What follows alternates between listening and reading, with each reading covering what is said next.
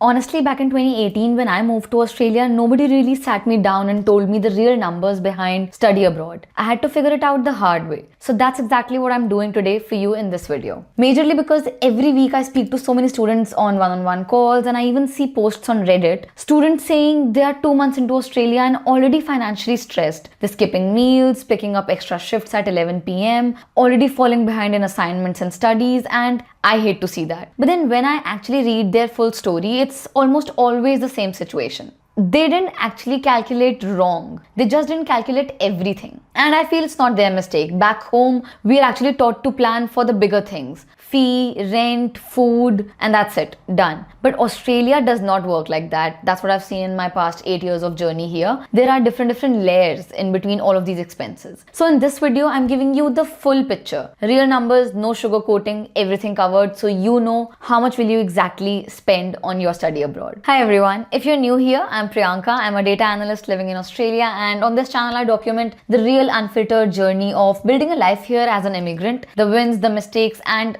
everything in between. If that's your kind of content, subscribe. I post almost every week. And if you're not new here, you already know I don't do long intros. Let's get straight into the video. I've divided this video into sections. So the first section is obviously tuition fee. So for most master's programs in 2026, be it IT, business, engineering, analytics, you're looking at approximately 45 to 50,000 per year. There are some colleges that would be cheaper, and some specialized programs could also go past 50,000 a year. So if it's a 2-year degree, you're easily looking at somewhere between 60,000 to 90,000 AUD for a 2-year master's course here in Australia. Now open your calculator and convert that to rupees or whichever country you're in, and let that number actually land. But here's what I want you to understand. Expensive does not automatically mean better, and cheap does not automatically mean smart. The right course is the one with strong career outcomes and obviously a clear settlement pathway in Australia. Not the one that sounds impressive when your relatives ask you, what are you studying in Australia? So in my opinion, best decision would be where you have strong career outcomes and also have settlement pathways in Australia. And to decide on that, you can watch this video here where I've covered every field in detail, and I've taken you through what Australia needs right now, what are the shortages in Australia right now, and how you can leverage that and accordingly decide what course to pursue. So do check that out, and do not decide what course to pursue without checking that. Now moving on, section number 2. Let's cover living costs in Australia. Okay, now I already know that the government gives you a minimum living cost figure for your visa application. I'm not going to repeat that because you already know that, and honestly, that is kind of giving you a false confidence. Here is what life actually costs right now if you're in Sydney or in Melbourne, or if you're planning for Sydney or Melbourne. Let's start with rent. Rent in a shared apartment would cost somewhere around 800 to 1200 per month. Groceries would cost somewhere between 350 to 450. Transport would be 150 to 200. Let's say phone and utilities and Wi-Fi would be around 100. And your personal expenses, the stuff that you always forget to budget, would be somewhere around $200 minimum. Now that's around $1,600 to $2,000 a month, at least in a metro city. So if you've told your parents you will manage in $1,000 a month in Sydney or in Melbourne, please have that conversation again before you book your flight. Obviously in Perth, Adelaide and other regional cities, you can save $200 to $400 a month compared to Sydney and Melbourne, metro cities. So I feel city choice genuinely matters a lot, and it's worth thinking carefully about before you actually finalize everything. I also have a video on regional versus metro, so I'll put the link somewhere here. You can have a look at that. Now, section 3, the cooking reality. See, this is something that sounds very small, but I promise you, it changes everything. In my experience, one basic meal out here in Australia, not even a fancy restaurant, just a normal cafe or a food court, that's $15 to $20 per meal. Now, if you're eating out daily like most students do in the first few weeks, you're spending $800 to $1,000 a month just on food. Now compare that to cooking at home. You can obviously shop smart at Aldi or Coles, doing a proper Sunday meal prep, and your grocery bill for the entire month is going to be $300 to $400. That's it. That's a $600 difference every single month. And if you calculate that over 2 years, that's $14,000. That's just from one habit. And I also have a video on meal prep, so you can watch that. But I know back home we're used to cheap food everywhere. You can get Maggi, chai, momos, whatnot. But Australia is completely different world. The sooner you make peace with cooking at home, the sooner you stop feeling broke. And I mean it. I've been there, I've done that. I've spent a lot of money on eating out, not worth it. And this is also not about being stingy or conjuice. This is just about being smart.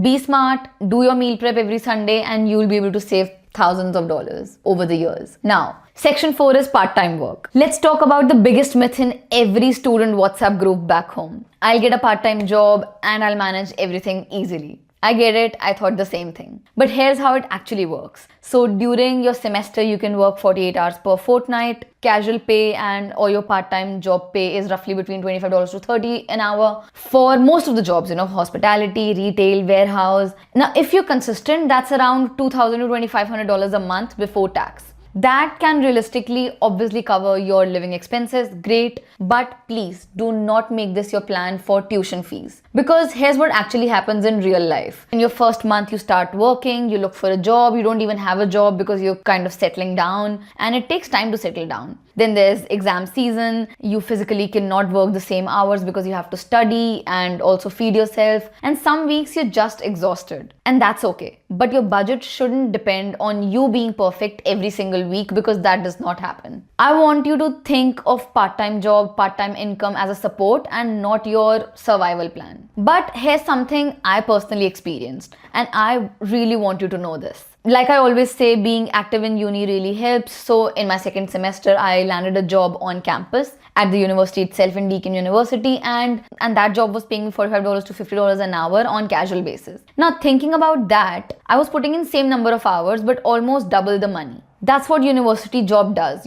Jobs in university could be tutoring, research, assistant roles, admin roles, library positions. They pay significantly more than a cafe or a supermarket shift. And a lot of students don't even look for them because they don't know these roles exist or they think they won't qualify. What you should actually do is check your university's careers portal regularly. These roles go fast, but they come up really often. If I had found that job in semester 1 instead of semester 2, my entire first year could have looked differently, And holidays. This is honestly your secret weapon. During Christmas break, Easter break, and all of your semester breaks, you can actually work full time. What most of the students do is use this period to build a proper buffer. 4 to 6 weeks of full-time work can actually give you $4,000 to $5,000 saved going straight away into your next semester. And that buffer is not just money, that is mental peace. And your mental peace means better grades, better health. So definitely make sure that during your holidays you sorted to work more and kind of full-time. Now, section 5, I want to talk about some of the hidden costs. Before you even land in Australia, I feel there's a whole list of costs that nobody really puts in the budget spreadsheet. There's visa application fee, there's overseas health student cover, which is the health insurance fee, there's flight tickets, there's first month's rent in advance, there's also rental bond, usually which is 4 weeks rent up front, basic furniture if you don't have it, a proper winter jacket if you're heading to Melbourne because weather changes, laptop if you really need one, and all of that is actually $6,000 to $8,000 gone before your first lecture even starts. And then there's first week's chaos. There's SIM card, opening up a bank account, travel card, setting up some of the groceries, when you have no idea what anything costs yet and everything feels overwhelming. Which is why I want you to budget for all of it. Seriously budget for it, make a spreadsheet. One more thing, and I'm saying this because I've seen it happen to people I know personally. There are lots and lots of rental scams that happen in Australia, and it's very normal, especially targeting international students who are trying to book accommodation from sitting in their home country, from India before they even arrive. Never transfer a bond or a deposit without physically inspecting the property or going through a verified real estate agent. Students lose thousands of dollars this way every year, so please be careful. Don't get into this scam. And finally, emergency fund. This is non-negotiable. Keep at least $6,000 that you do not touch. Not for a weekend trip to Gold Coast, not for a concert. It's there for the moment when life decides to go fully unplanned on you. And trust me, at some point, it will. You will need that emergency fund. It has happened to me a number of times and I don't want you to go through it. So make sure you always have some saved emergency fund. Okay, so let's put it all on the table. 2 years of masters in Sydney, your tuition fee would be $80,000. Living costs over 2 years would be $40,000 to $48,000.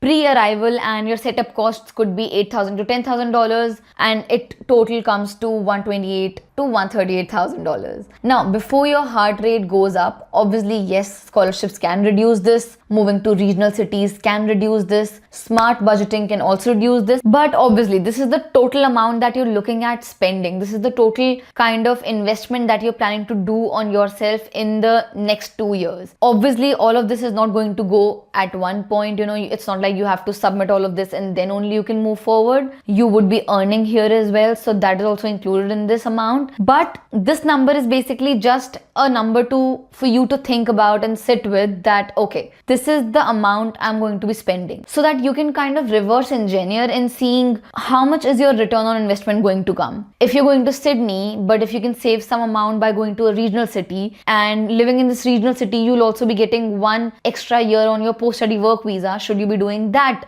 rather than going to Sydney or Melbourne. And I'm always a bigger supporter for going to a regional place, because you get more years there, you get more time to decide what you actually want to do. So here's my advice. Always plan for the real number, not the best case scenario. The students that I've seen struggle the most have always been the ones who planned optimistically and got hit by reality in month 2 itself. Plan for the real number and everything else becomes a bonus. This is what I've seen in my experience. Now let's quickly talk about some of the things that will actually save you money in the long run. So some quick practical things that genuinely can move the needle would be uni days and student edge. Your student ID unlocks discounts on software, food, transport, even gym memberships. Use it from day one. Most students actually found out about these student discounts 6 months later, so don't be those students. Sign up for everything that you can that is related to student discounts. Next one is file your tax return. This is actually big and so many students don't even know about this. As a casual worker in Australia, you actually are most of the times overtaxed. So at the end of financial year, when you file your tax, you usually get back $500 to $1,000. I remember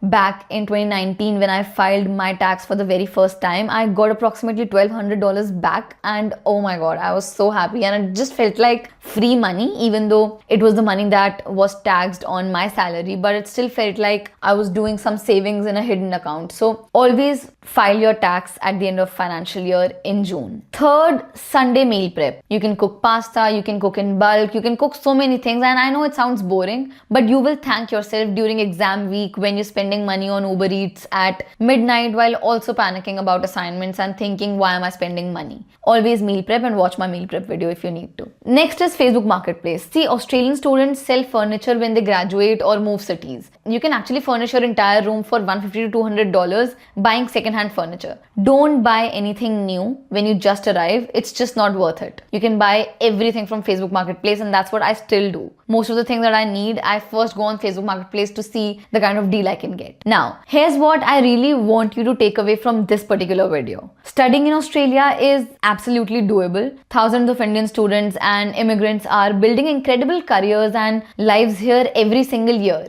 But there is a clear difference between the ones who thrive and the ones who spend 2 years just surviving. What I've seen is the ones who thrive are usually the ones who planned properly. They knew their numbers before they landed, they built a buffer, they found smarter work, cooked at home, saved during holidays, and didn't pretend the expensive parts didn't exist. If you're watching this and thinking, I need a bit more time to prepare properly, in my opinion, that is not weakness, that is wisdom. Coming 6 months later with a solid plan beats everything underprepared by years. So do that, take your time, prepare well, because your dream is valid, but I want you to build it on a solid foundation. Now, if you want to understand which field to actually go for in Australia, you can watch this video here, and I will catch you in the next one. Bye.